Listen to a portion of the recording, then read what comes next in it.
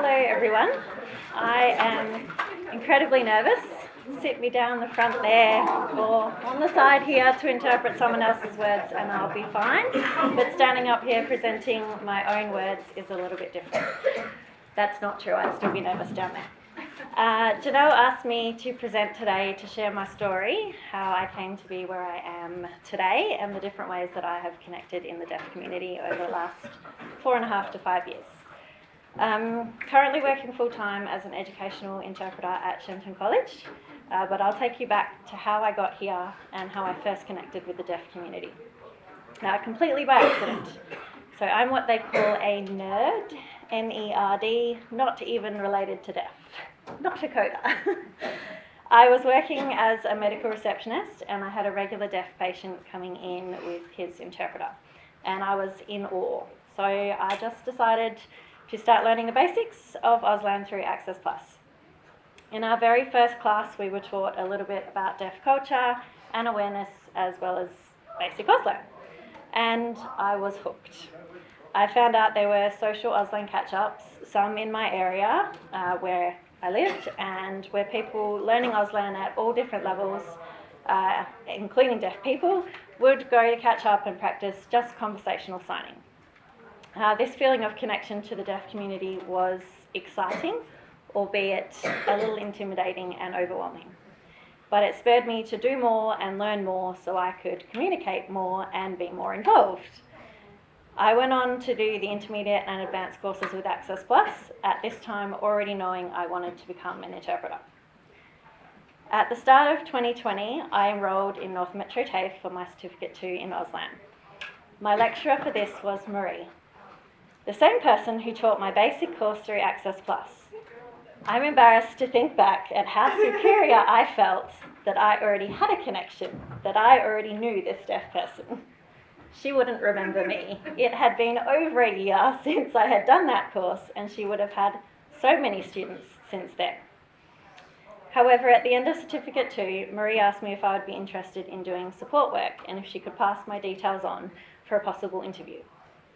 I was thrilled and I said yes, of course. By this time, COVID was a thing. And a short while later, in August 2020, I was having a Zoom interview with Signpedia. I began working casually as a support worker, meeting new deaf clients and working with deaf staff at a range of bookings and community events. And this was what I was looking for. I was really there in the community, building relationships and having the ability to continue to learn and understand the deaf community.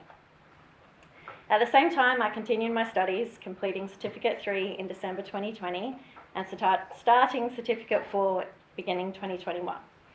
Along with my Certificate 4 came the opportunity to engage with another part of the deaf community, specifically deafblind. I attended the DBWA Deafblind Camp in March 2021 as a volunteer. This was a 2-night camp at Woodman Point with many activities and came with the learning of guiding and tactile signing. Deafblind community members came from WA as well as other states, and I was lucky to meet some fantastic people, some of who I am still in contact with through social media today after only meeting face-to-face this one time. In the second half of 2021, I completed my Diploma of Auslan and was lucky enough to receive the opportunity to be employed by WAFDC as a camp volunteer leader for their Deaf Strengths Camp in October that year. I worked assisting the wonderful Janelle with preparations in the lead up to the camp and attended the camp for the full 4 days leading the volunteers. This was a completely new experience of connection in the deaf community. Until this point, I had only really worked or socialised with deaf adults. And here I was with a bunch of teenagers throwing signs and attitude at me left, right and centre. I think this was the turning point of how I came to be working at Shenton College. I had never actually wanted to do educational interpreting. My focus and interest lay in medical interpreting and still does. But working with these kids at this camp was so much fun.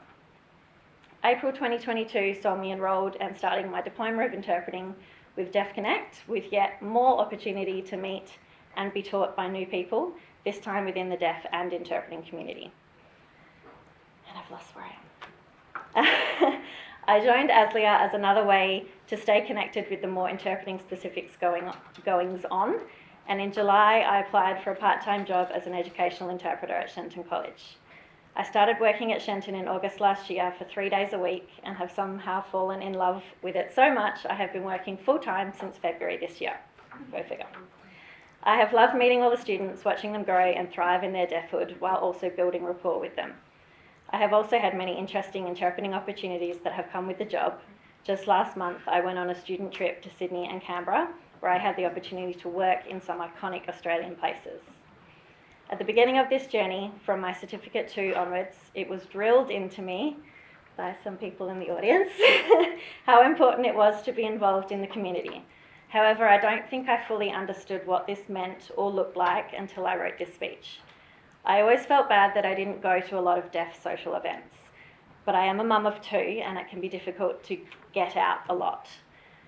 Of course, if I can, I will, but now I realise I have been involved. By studying, working, volunteering and making friendships within the community, I am making connections. This is how I've got to be where I am, which is admittedly still at the very, very beginning of my journey. I'm so grateful for the people I have met in the deaf community along the way, some of who I owe a lot to.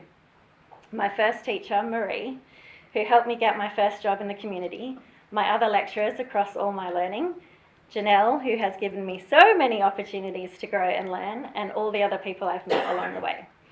My hopes for the future are to further study and specialise in medical interpreting. As surprised as I was to be enjoying working with teenagers and in education, the medical area is still my dream.